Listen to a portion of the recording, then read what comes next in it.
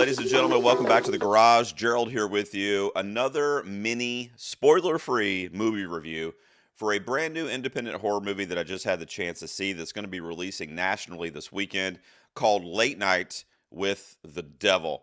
It's an IFC Films and Shudder production. It also stars longtime character actor David Dalsmachian, who has shown up in films recently such as Oppenheimer, the first Dune film back in 2021. He's got a pretty memorable role as one of the Arkham Asylum inmates in The Dark Knight. The guy's been around forever, and he gets a chance to shine and be showcased in a lead role in this movie. I'm going to give you my spoiler-free review and rating, of course, at the end of the film. I also want you to stick around to the end if you're curious what my take is on the new AI controversy surrounding this film. I saw it a couple days ago, way before the story came out. There's recently been a story that's being flooded in my social media right now that there is a minor use of AI in this film. And of course, coming out of the SAG-AFTRA strikes and people's kind of hate and fear for AI in general, especially in the movies.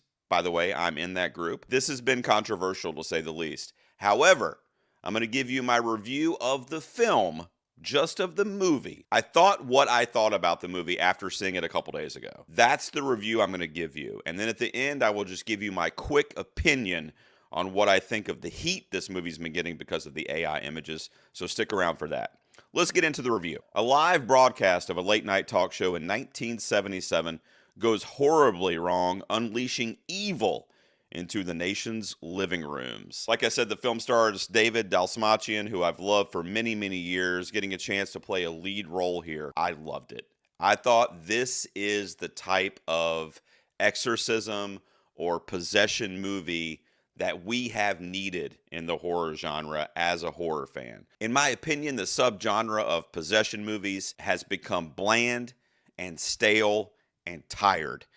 You look as recently to a movie like The Exorcist Believer to prove my point there. They just haven't been able to do anything fresh and new with this genre. Insert Late Night with the Devil.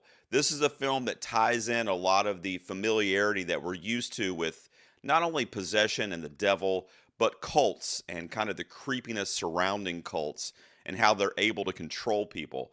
But there's also a really cool underlying narrative in this film of the price of fame and what would you do to get those ratings. I'm recording this YouTube video right now. What would I do to get like 1 million views on this video? It's never going to happen.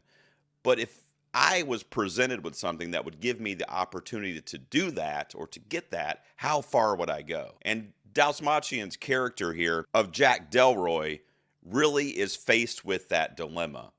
Again, I'm not going to give anything away, but a lot of things kind of tie together in this plot beautifully. The first half hour to 45 minutes or so of this movie, I was kind of on the fence. I didn't really know what this movie was trying to be. I didn't really know where it was going, but I think that helped me in my overall enjoyment of the film, because when we get to that second half of the movie and shit gets real, for lack of a better way to put it, it really turned up the heat and turned into this really fresh, innovative horror movie. And the first half or so was more so a talk show. It was literally like a 1970s Johnny Carson-esque Tonight Show type thing. And they were doing a Halloween special, so there was a lot of creepy guests, and there was a skeptic there. There was a medium there that was trying to talk to the dead of members of the audience.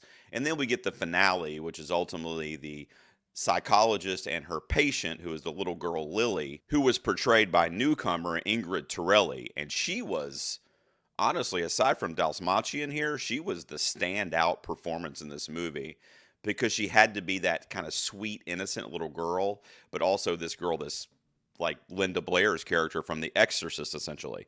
So it was a very up and down layered performance. And I thought for a newcomer and a young girl, probably maybe 13 or 14, she absolutely nailed this role. In the end, what I think Late Night with the Devil does very, very well is it showcases the 1970s aesthetic and where the world was in the 1970s. After the Vietnam War, leading into the turn of the decade into the 1980s, a lot of things were happening in the world, Nixon, etc. It shows those type of images with news footage and real newspaper articles and that kind of thing and flashbacks. There's an awesome narration in the beginning of this film from Michael Ironside, which I found particularly interesting when we get to some of the body horror aspects later in the film, but I don't want to give any of the kills or anything like that away on this review. But he's narrating in the beginning, and it's like a documentary about this event that happened on this late night talk show.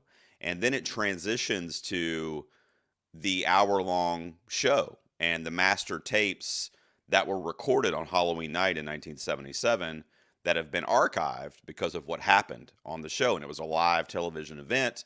So the implication is that millions of people were witnessing this on their television sets in addition to the people that were there live. It is a great movie. When you get to the last 10, 15 minutes of the film, some amazing kills.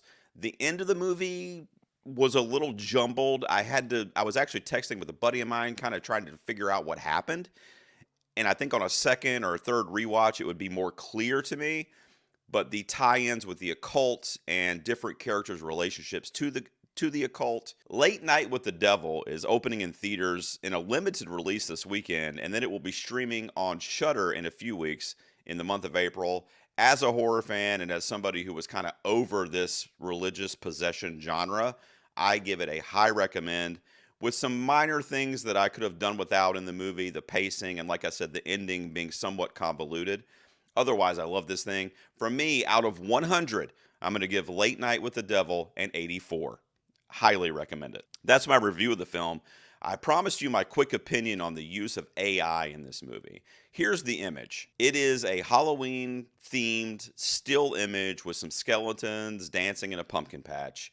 The directors admitted to experimenting back in 2021 with AI to create this image, which is, like I said, a still that is used in one of the transition shots when they're coming back from commercial. It has the Night Owls logo, which is essentially letters, and then these skeletons and pumpkins, etc., were apparently created with AI. I just want to say up front, which I kind of already spoiled a little bit in the beginning, I am not a fan of AI in movies. I'm not going to say that I'm not a fan of AI, period, because I feel like it will play a role in our lives. It will help us as a consumer in different areas.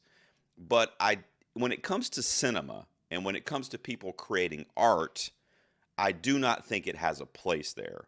Those are things, and I'm talking about movies, yes, songs, TV shows, performances, those paintings, those are things that require the human touch. They are coming from the mind of the humans creating it. I'm using that point to say that I'm against AI, but I'm also using that point to say why I would not boycott this particular movie, Late Night with the Devil, because so many people were involved in creating this, frankly, work of art. As a horror fan, before I knew anything about this AI controversy, this is one of the best horror movies I've seen in probably over a year. 2023 was a little lackluster for me in terms of horror, with a couple of exceptions. So I thought it was a breath of fresh air for me as a horror junkie to see this movie. And then I saw the controversy about the AI. But so many people worked on this film, the set design, the performances, which I already talked about a lot of those, the special effects, which seemed to be largely practical in this movie, which is chef's kiss. There was a lot of really, really good kills when we get to that latter part of the film. The grainy way it was shot, the different editing techniques that were used to make it feel like it was an actual 1977 video that they were kind of rewatching in present day. So I'm not going to be boycotting or speaking out against this movie because of this AI image.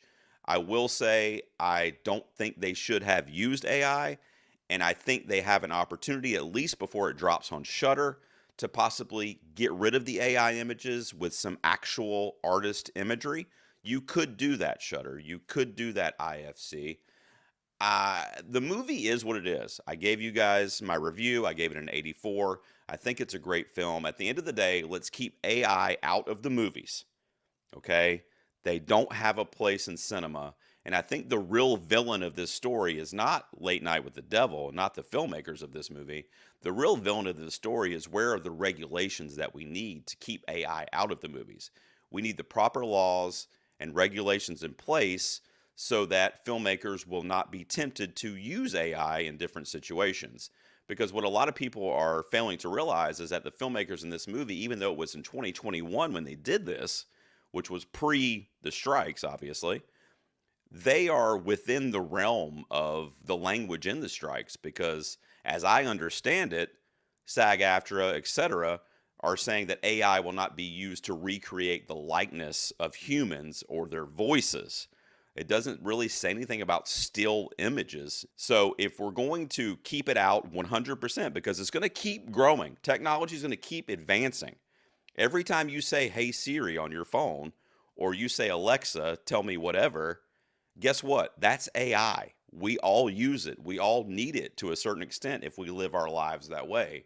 So if we want to keep it out of art and keep it out of movies, we need proper regulations. I highly recommend Late Night with the Devil, and I'm fearful that this controversy may taint the legacy of this film, which I think is one of the better independent horror films in recent memory. Let me know what you guys think. What do you think of my opinion? What's your opinion of them using an AI still image in this movie? Or what's your opinion of the movie? I would love to know that as well if you've seen it or if you plan on seeing it. Let me know down below. I'll see you guys next time in the garage.